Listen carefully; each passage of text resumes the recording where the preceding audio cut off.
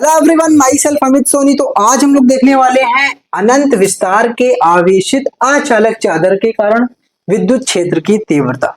अब अचालक चादर बोलो या अचालक सीट, बात सेम है। ये बोर्ड एग्जाम का काफी फेवरेट टॉपिक है, मतलब हर साल बोर्ड एग्जाम में आने वाला प्रश्न है। इसको बिल्कुल भी हल्के में नहीं ले सकते, छोड़ के नहीं जा सकते। और हमेशा की तरह बहुत ही इंटरेस्टिंग तरीके से इसे हम सीखेंगे। बहुत सारी चीजें मैं लेके भी आया हूँ, कुछ भी रटाऊंगा नहीं, इसकी गारंटी है।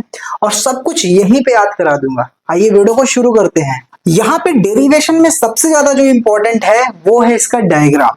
अगर डायग्राम आपको क्लियर है तो डेरिवेशन बहुत आसान लगने वाला है।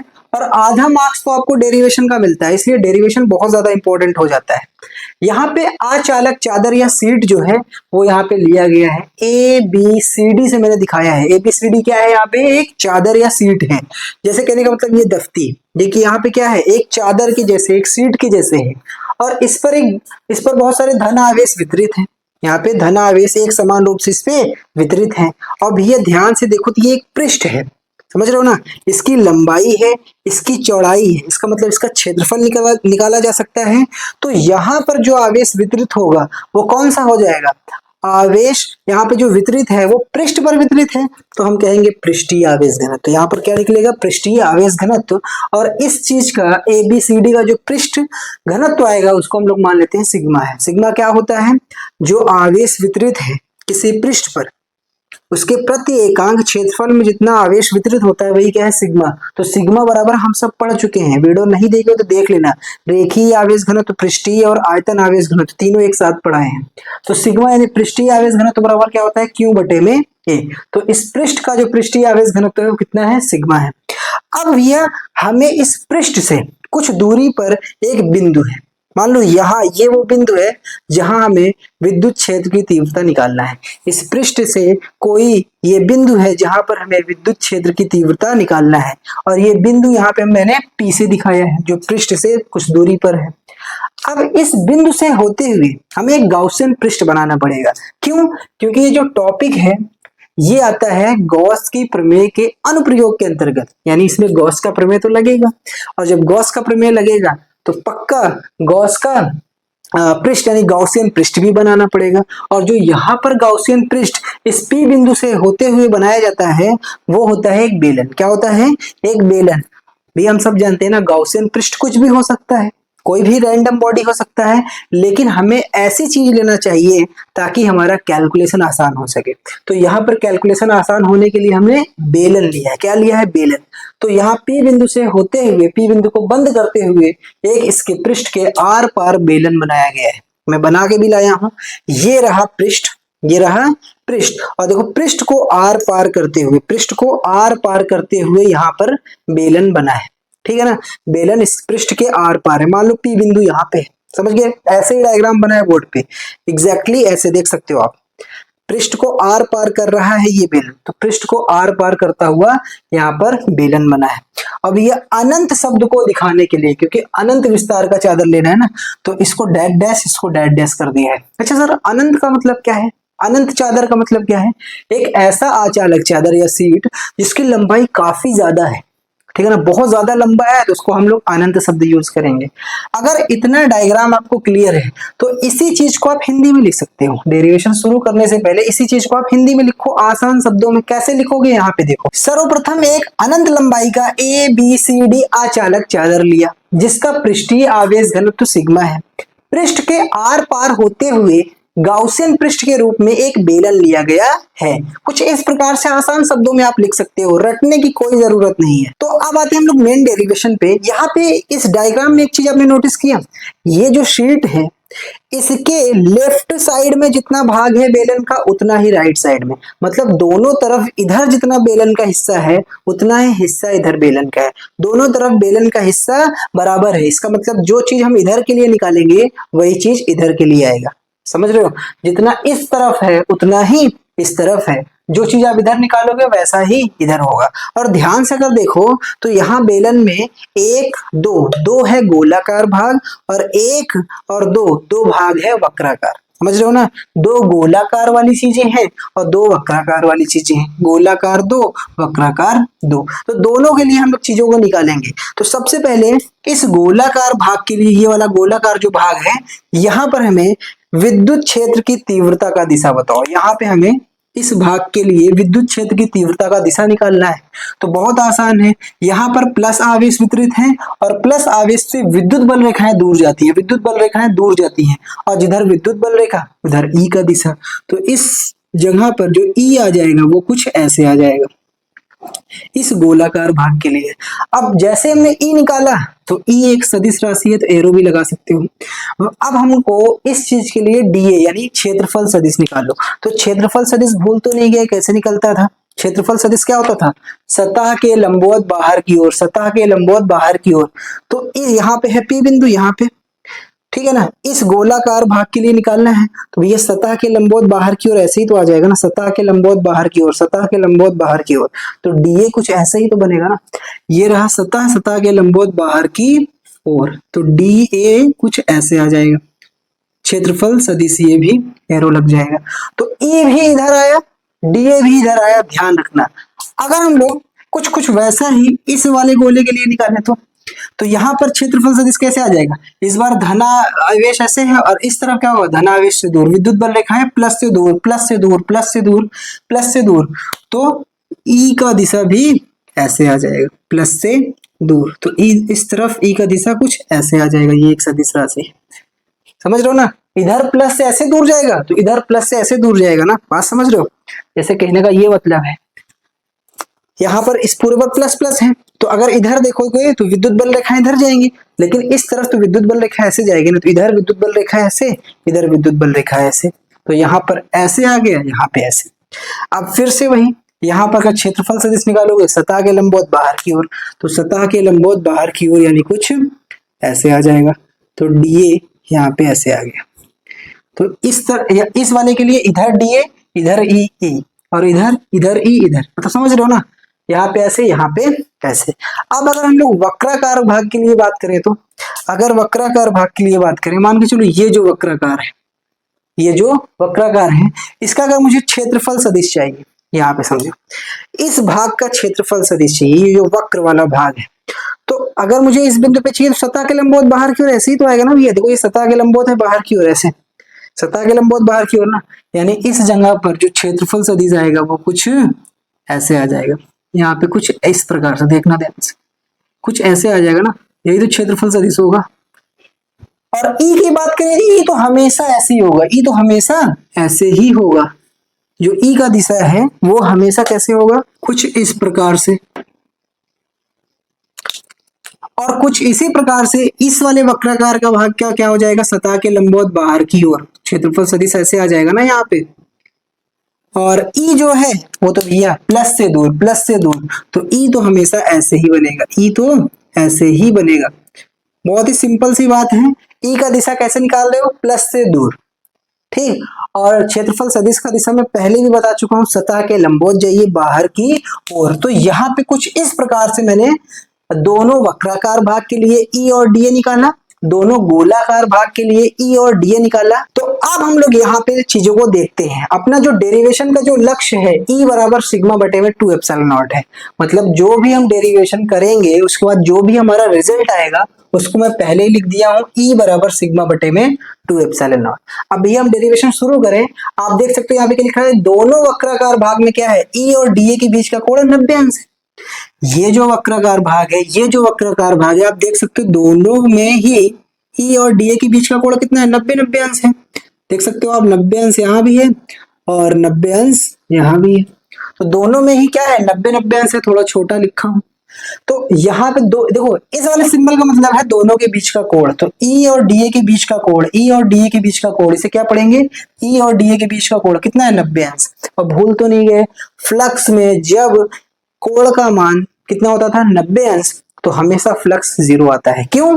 क्योंकि फ्लक्स का सूत्र होता है ई ए कॉस थीटा, और कॉस थीटा में जब थीटा का वैल्यू 90 रखोगे तो कॉस 90 0 होता है। इसलिए विद्युत फ्लक्स का मान वक्राकार भाग में क्या आ जाएगा? जीरो। वक्राकार भाग में कितना आ जाएगा? जीरो। तो वक्राकार भाग में जीरो क्यों हुआ फ्लक्स समझ में आया ना, क्योंकि कोण 90 अंश है। यहाँ पे आते हैं गोलाकार भाग में। भैया चाहे आप यहाँ जाओ चाहे यहाँ जाओ, अगर यहाँ की बात करें, ई इधर डी इधर, दोनों समांतर, दोनों के बीच का कोई झुकाव ही नहीं, तो यहाँ पर थीटा का मान कितना आ जाएगा? जीरो अंश। यहाँ पे थीटा का मान कितना आ रहा है? जीरो अंश। और इधर भी जाओ, डी इधर ए इधर, दोनों के बीच का कोई झुकाव ही नहीं है, यानी कि यहाँ भी थीटा का मान कितना है? जीरो अंश। तो गोलाकार भाग में थीटा का मान जीरो है। थीटा का मान कितना है? जीरो है। तो भैया यहाँ पर अगर हम लोग यहाँ और यहाँ पर फ्लक्स निकालना चाहें तो यहाँ पे हम लिख सकते हैं जो फ्लक्स का मान है, फ्लक्स का मान है, फ्लक्स बराबर क्या होता है? फाई ई बराबर क्या होता है? इंटीग्रेशन ई डॉट डी ए। अरे फ्लक्स का सूत्र क्या होता है? इंटीग्रेशन ई डॉट डी ए। तो लिखते हैं पहले, चलो इस भाग के लिए लिखते हैं, तो सतह का इंटीग्रेशन, उसके बाद ई क्षेत्रफल, विद्युत क्षेत्र की तीव्रता ई, और गुणे में क्षेत्रफल डॉट में, तो डी ए सदिश के रूप में ऐसे ही होता है। ये मैंने इस चीज के लिए लिख दिया। और देखो यहाँ भी ई है, यहाँ भी ई होगा, क्योंकि दूरी वगैरह बराबर है, जितना पृष्ठ के इधर तरफ दूरी है उतना ही इधर तरफ, तो दोनों तरफ ई डी ए सेम होगा। और इधर क्षेत्रफल सदिश कितना ये, और इधर भी कितना है? D A. तो ये मैंने चलो इसके लिए लिख दिया, ये फ्लक्स। अब ये फ्लक्स तो अदिश राशि है तो सीधा सीधा जुड़ेगा, तो कुल फ्लक्स इस गोला के कारण प्लस इस गोला के कारण आएगा ना, तो जो कुल फ्लक्स है वो मैंने लिख दिया इसके कारण। अब यहाँ पर प्लस में इसके कारण भी तो आएगा ना, इस वाले गोले के कारण। आपने इस गोले के लिए लिख दिया, इस गोले के लिए भी लिखो, तो क्या हो जाएगा? फिर से इंटीग्रेशन ई डॉट डी ए, वहां भी ई है वहां भी डी है। देखो तो यहाँ पे जो चीज है वही चीज यहाँ पे है, फिर से समझ लो। देखो फ्लक्स जो है वो वक्राकार से, दोनों ही वक्राकार भाग से नहीं आएगा, सिर्फ दोनों गोलाकार भाग से आएगा। बिल्कुल। तो क्या आएगा? तो फ्लक्स का फॉर्मूला होता है इंटीग्रेशन ई डॉट डी ए, तो इसके लिए इंटीग्रेशन ई डॉट डी ए लगा दो, प्लस इसके लिए इंटीग्रेशन ई डॉट डी ए लगा दो, दोनों के लिए लगा दिया। अब ये एग्जैक्टली सेम ही तो बन रहा है, ये x दोनों को जोड़ोगे 2x, तो इसको जोड़ दो, दोनों को जोड़ सकते हो आप। अब इसको आप कर लीजिए 2 गुना, तो फाई ई बराबर, ये सिर्फ 2 गुना हो जाएगा, तो 2 गुना किसका? Integration E dot D A का, integration E dot D A. बिल्कुल। अब भैया भूले तो नहीं, डॉट को खोलने पर क्या आता है? Cos theta. भूले तो नहीं, ए बी कॉस थीटा हो जाता है, ए डॉट बी बराबर ए बी कॉस थीटा। तो यहाँ भी इसको ओपन करके कॉस थीटा लिख सकते हो। बिल्कुल। तो ये हो जाएगा फाई ई बराबर, ये हो गया 2, और इंटीग्रेशन में E D A cos theta. बिल्कुल, ये डॉट हटा के आप कॉस थीटा लिख सकते हो। अब देखो थीटा हम पहले निकाल चुके हैं ना, थीटा कितना है? 0, क्योंकि दोनों तरफ सेम है, थीटा का वैल्यू 0 रख सकते हो यहाँ पे। तो ये हो जाएगा फाई ई बराबर 2 और इंटीग्रेशन ई डी ए हो जाएगा ना। ऐसा क्यों? क्योंकि हम सब जानते हैं, यहाँ पे आप लिख भी सकते हो, कॉस 0 बराबर होता है 1।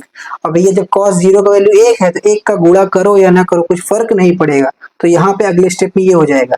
अब इसके बाद वाला मैं यहाँ पे लिखता हूँ। अब सुनना, अगले स्टेप में क्या होगा भैया? ये चीज इंटीग्रेशन से बाहर आता है, ये कई बार हम कर भी चुके हैं, क्योंकि जो ई है वो नियत होता है, और नियत वाली चीज इंटीग्रेशन से बाहर आ जाता है।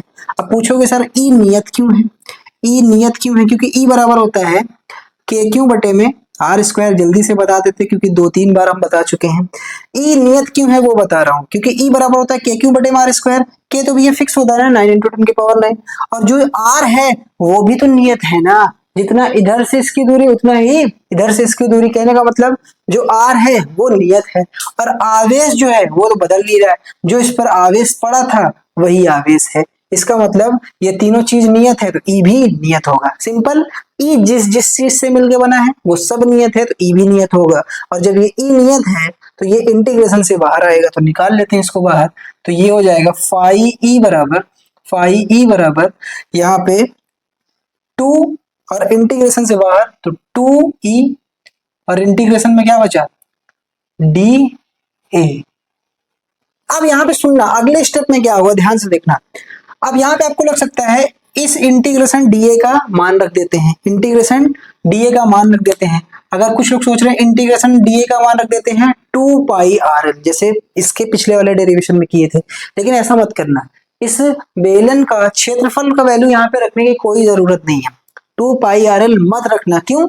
क्योंकि आप कॉमन सेंस लगाओ, हमें लाना ये चीज है, अल्टीमेटली हमें लाना तो यही चीज है, और इसमें आर वगैरह दिख नहीं रहा है, तो यहाँ पे आप 2πrl रख के आर क्यों बना रहे हो, तो ऐसा मत करना। ये पहला रीजन। दूसरा रीजन ये है कि आप इसको ए लिख सकते हो और आगे एक क्षेत्रफल और मिलेगा, इसके आगे जब करूंगा वहां पे ये चीजें कट जाएंगी। तो याद रखना, यहाँ पे हम लोग अगले स्टेप में इसका मान नहीं रखेंगे, तो फाई ई बराबर, ध्यान सुनना, ये हो जाएगा 2e, और यह इंटीग्रेशन डीए को हम, क्योंकि इंटीग्रेशन डीए मतलब छोटे छोटे क्षेत्रफल को जोड़ना, और छोटे छोटे क्षेत्रफल को जोड़ना हम बड़ा क्षेत्रफल कह सकते हैं। जैसे कभी भी इंटीग्रेशन के अंदर एक्स लिखा, dx लिखा है, तो इसका मतलब होता है सिंपल x। इंटीग्रेशन में अगर dt लिखा है तो इसका सिंपल मतलब हम t कह सकते हैं, क्योंकि dx मतलब छोटे छोटे x को जोड़ना हो, जब छोटा छोटा x जोड़ोगे तो आपको पूरा x मिल जाएगा, और dt का मतलब छोटा छोटा t, जब पूरा t जोड़ोगे तो बड़ा टी मिल जाएगा। वैसे ही छोटे छोटे क्षेत्रफल को जब जोड़ोगे आपको पूरा क्षेत्रफल मिल जाएगा। तो यहाँ पर ये चीज लिखो, क्योंकि आगे ये क्षेत्रफल कटने वाला है, तो ये याद रखना, यहाँ पर 2πrl मत लिख देना। अब आप सब जानते हो ये जो टॉपिक हम पढ़ रहे हैं ये गॉस की प्रमेय के अनुप्रयोग के अंतर्गत आता है। तो यहाँ पे अब अगले स्टेप में हम लिख रहे हैं गॉस की प्रमेय से। अब हम लोग गॉस की प्रमेय लगाने जा रहे हैं, यहाँ तक पहुंच गए। अब गॉस की प्रमेय लगाना है। गॉस की प्रमेय क्या बताता था? विद्युत फ्लक्स के बारे में। फाई ई बराबर क्या होता है? क्यू बटे में एप्सिलॉन नॉट। उनके नियम से तो यही होता है ना, फाई ई बराबर क्यू बटे में एप्सिलॉन नॉट। अब भैया सुनना ध्यान से, हमने ये निकाला और गॉस का प्रमेय ये बताता है, हमने जो फाई ई निकाला है वो 2EA है। ई क्या है? विद्युत क्षेत्र की तीव्रता। ए है इस पूरे पृष्ठ का क्षेत्रफल। और जो फ्लक्स गॉस की प्रमेय में बताता है वो बताता है क्यू बटे में एप्सिलॉन नॉट। तो हम भी फाई ई बता रहे हैं, ये भी फाई ई, हम भी फाई ई, ये भी फाई ई, दोनों फाई ई की ही तो बता रहे हैं, दोनों चीज फाई ई के बारे में है। इसका मतलब है कि ये चीज भी बराबर होगा ना। ये कह रहा है फाई ई बराबर ये कह रहा है फाई ई बराबर ये, इसका ये मतलब है ये और ये दोनों बराबर होना चाहिए। तो अगले स्टेप में कर देते हैं कि जो फाई क्यू बटे एप्सिलॉन नॉट है यानी गॉस की प्रमेय वाला, वो इसके बराबर होना चाहिए, क्योंकि ये भी तो फाई ई है। तो ये हो जाएगा 2E। अगले स्टेप में हमने दोनों को बराबर कर दिया। अब देखो कॉमन सेंस से मुझे बताना, हमें क्या चाहिए? ई चाहिए। पहले आप ई को ही बराबर कर लो, हम ई ही तो निकाल रहे ना, तो आप ई को बराबर करो। अब मैं सोचने का तरीका बता रहा हूँ कैसे यहाँ पे आगे बढ़ना है। ई को आप बराबर कर लो पहले अच्छे से। ई बराबर करोगे तो बराबर में क्या है? क्यू बटे में एप्सिलॉन नॉट। तो क्यू बटे में एप्सिलॉन नॉट। इसके बाद ये 2 इधर जाएगा तो यहाँ पे आ जाएगा 2। उसके बाद ए इधर जाएगा तो ये आ जाएगा ए। अब मुझे ध्यान से देख के यहाँ पे बताओ, ई है? बिल्कुल है। 2 एप्सिलॉन नॉट, 2 एप्सिलॉन नॉट है। यहाँ पे सिग्मा है, यहाँ पे क्यू और ए। इसका मतलब क्यू और ए हमारे काम का नहीं है। अब जब हमारे काम का क्यू ए नहीं है तो इसको हटाओ। अब ये क्यू और ए को हटाना है, यानी क्यू और ए में कुछ संबंध होता है, बिल्कुल ये लिखा भी है, फिर से लिख देता हूं, क्योंकि सिग्मा बराबर हम लिख सकते हैं क्यू बाई ए। क्या लिख सकते हैं? क्यू बाई ए। तो आप किसी एक को रख लो, मान लो क्यू बराबर कर लो, तो क्यू बराबर सिग्मा गुणे ए। तो भैया आप क्यू के जगह पे सिग्मा ए लिख दो ताकि ये वाला चीज हट जाए। तो ई बराबर देखो क्यू के जगह पे क्या लिख सकता हूँ? सिग्मा ए। तो क्यू के जगह पे सिग्मा गुणे ए, और बटे में as it is 2 epsilon naught और ए। और ध्यान से आप देखो तो ए से ए कट गया, ए से ए कट गया। आप समझ में आया होगा। यहाँ पर 2πrl क्यों नहीं रख दिया? छोटे छोटे क्षेत्रफल को जोड़ना मतलब पूरे बेलन का क्षेत्रफल जो कि होता है 2πrl, क्यों नहीं रखा गया? आई होप आप समझे होंगे, क्योंकि ये जो ए है वो आगे चल के कट गया। और भैया ध्यान से अगर आप देखो तो यही हमें प्रूफ करना था। देखो जो हमें चाहिए था वो मिल गया। विद्युत क्षेत्र की तीव्रता ई बराबर, देखो क्या क्या बचा? ऊपर सिग्मा बचा, तो ऊपर सिग्मा, और बटे में क्या बचा है? सिर्फ 2 एप्सिलॉन नॉट। देखो देखो मैच करो यहाँ पे, ई बराबर सिग्मा बटे में 2 एप्सिलॉन नॉट, 2 एप्सिलॉन नॉट। यही हमें प्रूफ करना था। देख सकते हो आप, प्रूफ हो चुका है। आई होप आपको बहुत ही अच्छे से समझ में आया होगा। अगर सच में मजा आया तो वीडियो को लाइक जरूर कर देना, नए हो तो चैनल को सब्सक्राइब कर लेना, और ये एक्सप्लेनेशन, ये मॉडल से समझाने का तरीका ये कैसा लगा जरूर कमेंट करके बताना। Thank you so much.